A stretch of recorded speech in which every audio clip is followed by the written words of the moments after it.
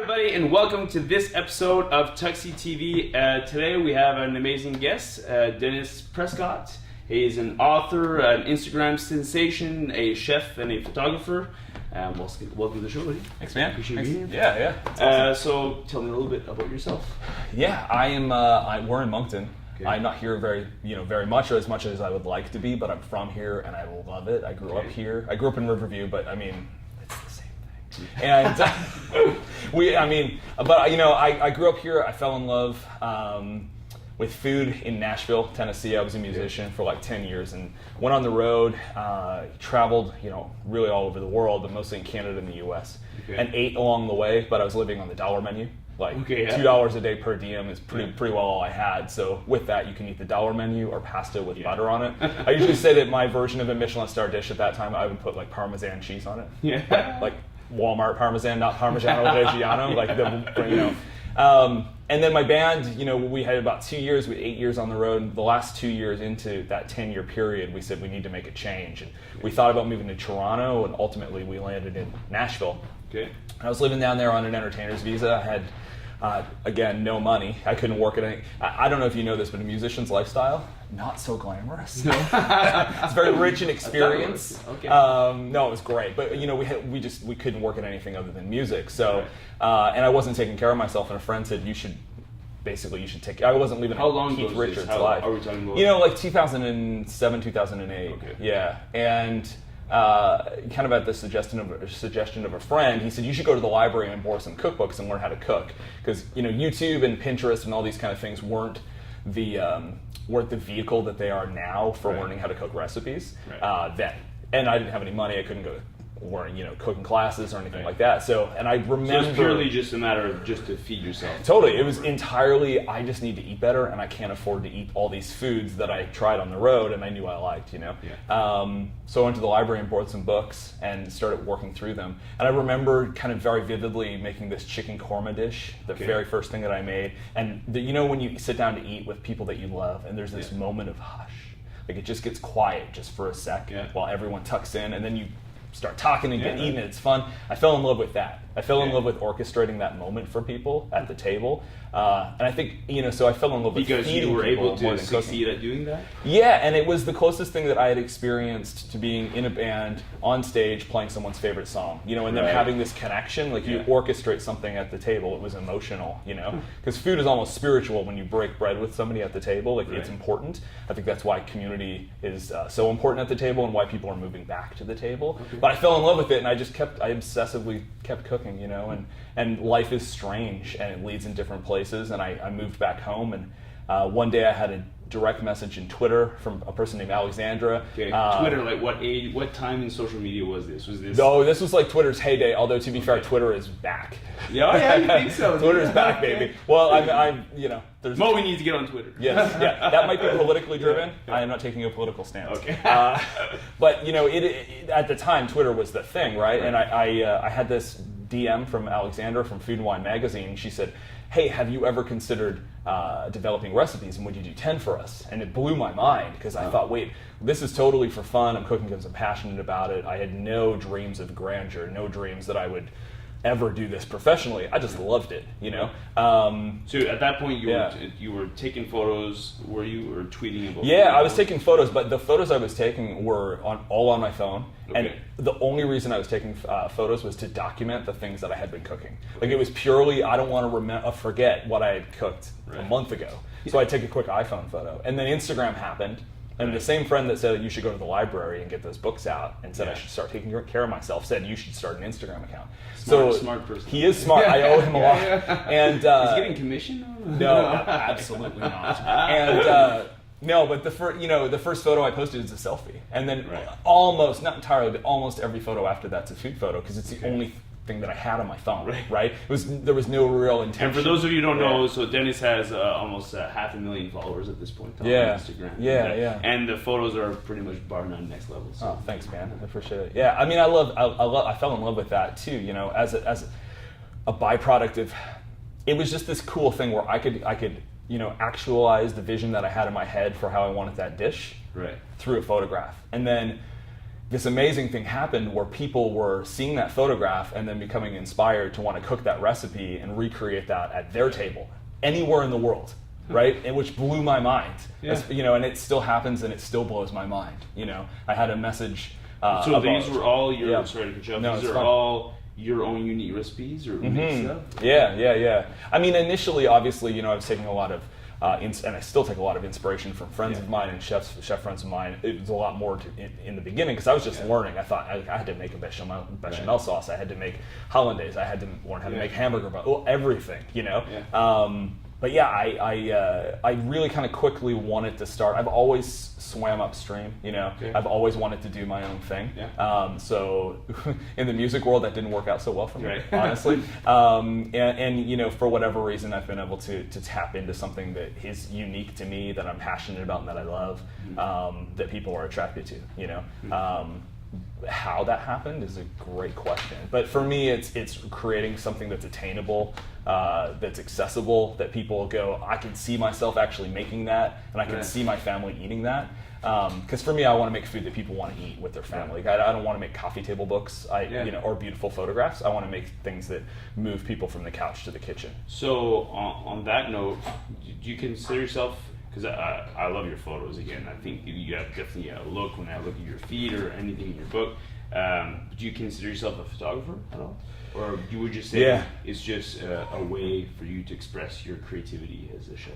Yeah, I mean, I do consider myself a photographer. It's an interesting thing though, because I think view myself a little bit like I'm a guitar player, some days, because that was my plan, A, B, C, D, E, F, like I was gonna be a guitar player.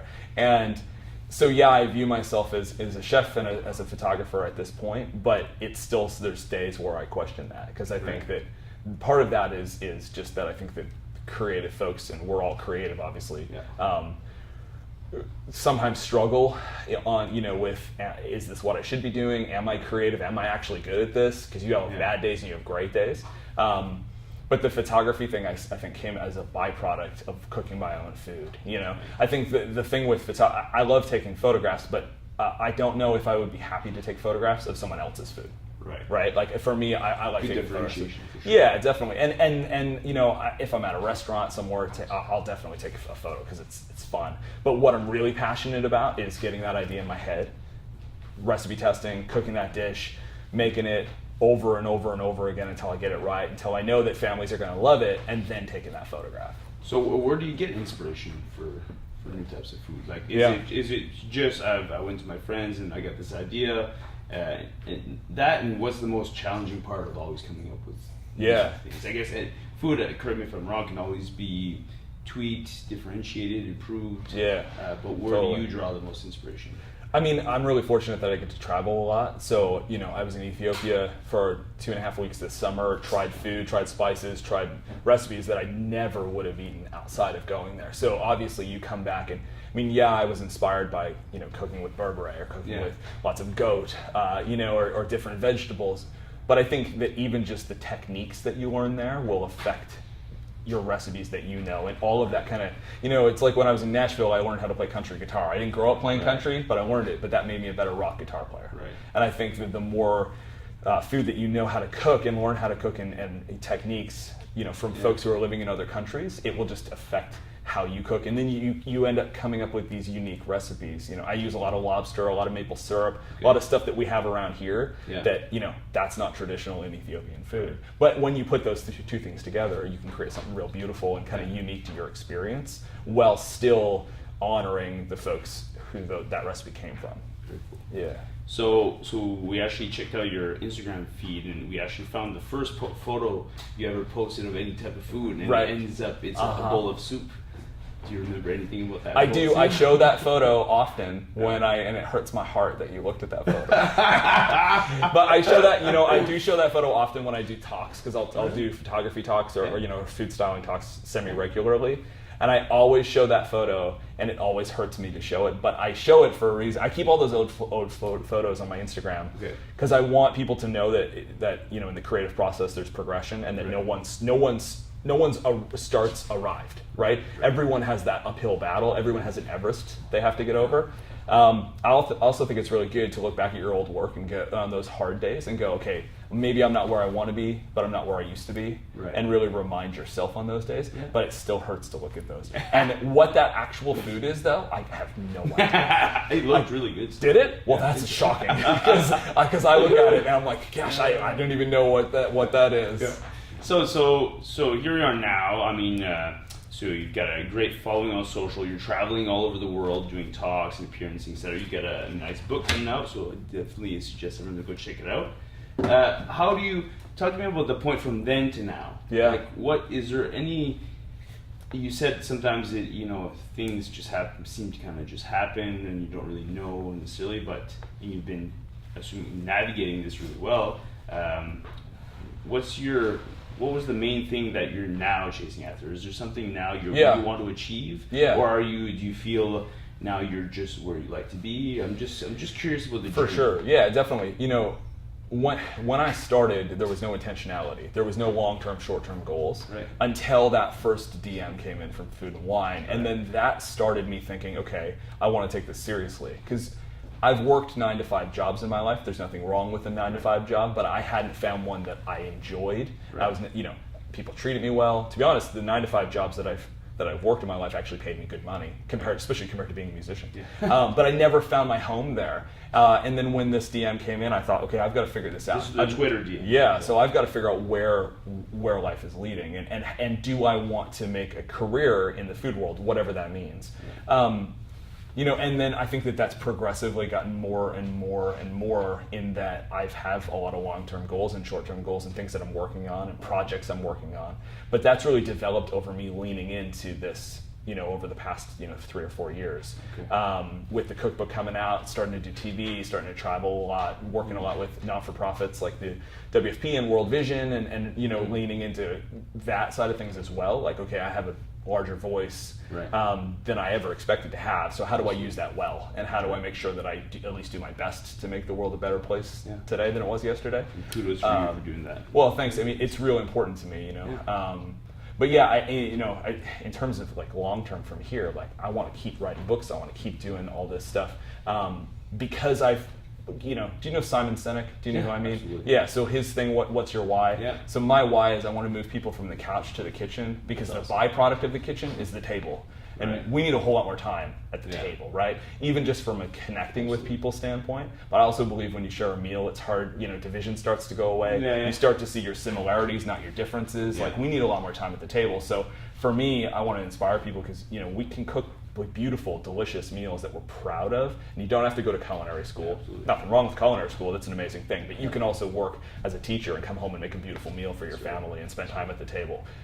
So breaking some of those walls down and helping empower people is real important to me, and I think that there's a lot of different ways that can manifest, whether it's on social media or through a cookbook or teaching someone on television, or there's all these different ways that you can connect with people, but food being the vehicle, And the great thing about food is that it's the universal language, right? Yeah. Which I know is a really cheesy thing to say, but the reality is, I've cooked with people who they speak Swahili, only Swahili, and I speak English, only English. And je parle un petit peu de français. And that was my best effort. But the moment you literally just start chopping onions with somebody, it doesn't matter. All that goes away. You just connect on this amazing level because your food brings people together, right? So I think that then, the sky's the limit. Absolutely. And you say about connecting with people, and I think we've all been there, enjoying supper and wine with family and friends, sure. and build a connection. I personally love doing that for sure. Did you have specific meals in mind when you're writing your book as far as recipes that can succeed at doing that more? Do you think there's actually a strategy in what you're eating that can help you connect with someone more than others? I mean, the recipes in this book are recipes that are kind of near and dear to my heart because they're recipes I loved. Like I vividly remember being in Brighton, which is it's in the south of England. Okay. I went there with my band. We were recording a record, and our producer took us there, and we had Indian curry for the first proper curry for me for the first time in my life. We had this chicken tikka masala and a chana masala. Okay. We were looking out over the pier. It was beautiful, and I just remember it blowing my mind. Because I'd never tasted something that tasted so vibrant and fragrant and delicious before. So I wanted to include that, not just that recipe or my version of that recipe, but also the story about that in this book. The intentionality in terms of the recipes, though, were to create recipes that families could make. Someone who, it's their first cookbook, they're 19, they're going to college, their mom doesn't want them to eat pizza and mac and cheese from the the cafeteria at Mount A or wherever. They can make meals that aren't going to cost them a fortune, but are also going to taste delicious. But it definitely is a broad stroke, this book, because I have folks who are cooking that will send me photos, and they're like 65, 70 years old that are cooking from this book, and I have people who are younger that are cooking from it. But I think that the driver, the person, the recipe behind in the driver's seat, behind the steering wheel, is accessible meals that are delicious and attainable, and because that's what I was initially attracted to. I was attracted to recipes that's like, no, I've never had that dish before, but I've had something that's like that dish before. And I feel like with some work I can pull it off, right? And I think that, I started out, and maybe 4 or 5 years ago, I started cooking a lot more kind of high culinary, haute cuisine, whatever, lots of swoops, lots of foams, lots of sous vide and all that kind of stuff. And I love that, and I love eating that. But that then potentially becomes inaccessible for some folks, because they go, I don't know how I would even pull that off at home. Or they don't have the cash to be able to afford that at a restaurant. So I wanted everybody to be included, So I'm going to ask you, because I'm in the constant search for this. I think I've been looking at it for my whole life, but I'm looking for the ultimate recipe or ultimate meal. It doesn't have to be the recipe I can make, but in your opinion, what's the ultimate hangover food? Oh yeah, that's a good one. I mean, are you wanting brunch or lunch? Well, let's do both. Okay, so if ultimate brunch, I would have a shakshuka.